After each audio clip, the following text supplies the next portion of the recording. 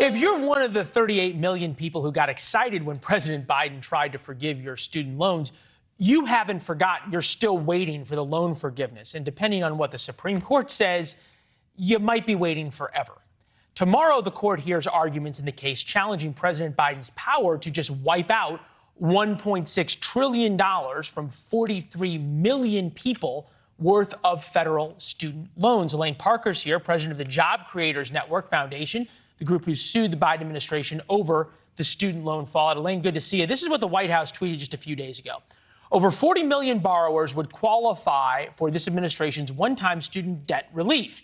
In every single congressional district, at least half of eligible borrowers either applied or were deemed auto-eligible for relief in the 1 month the application was available. Millions of these borrowers and more could be experiencing relief right now if it were not for lawsuits brought by opponents of the student debt relief program. As I read that, they're blaming you that we can't have all these nice things. Well, thanks for having me, Leland. Yeah. One of the many problems with that tweet is that the 40 million people, the one-time injection for that 40 million people doesn't solve the problem of runaway tuition that far exceeds inflation every single year. And that is what we need to talk about, is how to solve this problem. And the issue is really all of these bloated and greedy colleges and universities that are sitting on $700 billion in endowments. Meanwhile, they're paying their presidents and coaches millions of dollars. They're building resort-style amenities across their campuses, all on the backs of these students. And they're selling these students degree programs Are they that really, some of them don't necessarily have jobs at the end of them. Right. Obviously, you know, if you have $250,000 of debt and a master's degree in art history, it's a little hard to make that up and justify it or even be able to pay the debt off. I'm thinking, though, about the financial breakdown.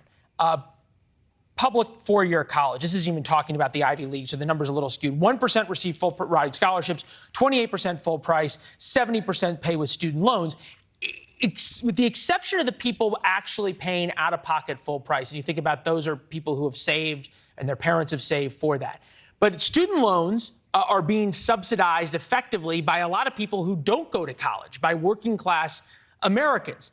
The same with the scholarships that come from these billions upon billions of dollars in endowment, because they're all growing tax-free because of the colleges and universities' 501c3 status. How do Republicans, how do conservatives square saying, hey, we don't want to have student debt relief, but at the same time, we want to allow these colleges and universities to keep their tax-exempt status. We want to allow them to keep having federal student loans at all. I mean, look, those are all of the questions that need to be asked.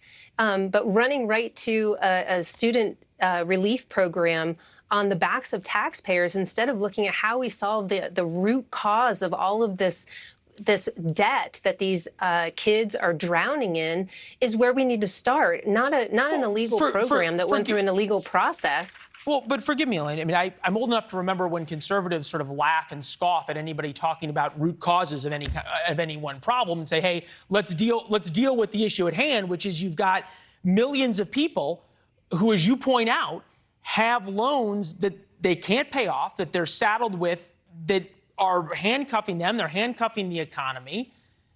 Why are we only now about this issue talking about root causes? 100%. I mean, I'm here at the table. I call the Biden administration. I call Elizabeth Warren, Nancy Pelosi, AOC, the head of the CFPB, all of these parties, and mostly I call the heads of these universities and colleges to come in and sit down around the table and figure out how to solve this problem. And whether it's Congress that needs to step in and do something legislatively, or if something's done through the regulatory process, it has to be done in a legal way. And the problem with what the Biden administration did here is it's an illegal process. They went into a back room and they arbitrarily came up with a program without any input from the American people, and they decided who was in, who was out. Some people got some people got none. That's not how the process works. The American people deserve to have input on the regulatory process through a notice and comment period, and the Biden administration didn't do that. Yeah, well, to be fair also, they only did it right before an election when they needed young progressives to go out and vote. And they also did it only for a selective group, and they did it after they couldn't get it through Congress. So add all those issues as well. Elaine, good to see you. Thank you. Thanks for watching. Go to newsnationnow.com to find NewsNation on your television provider. And don't forget to subscribe. Click the red button to get more of NewsNation's fact-driven, unbiased coverage.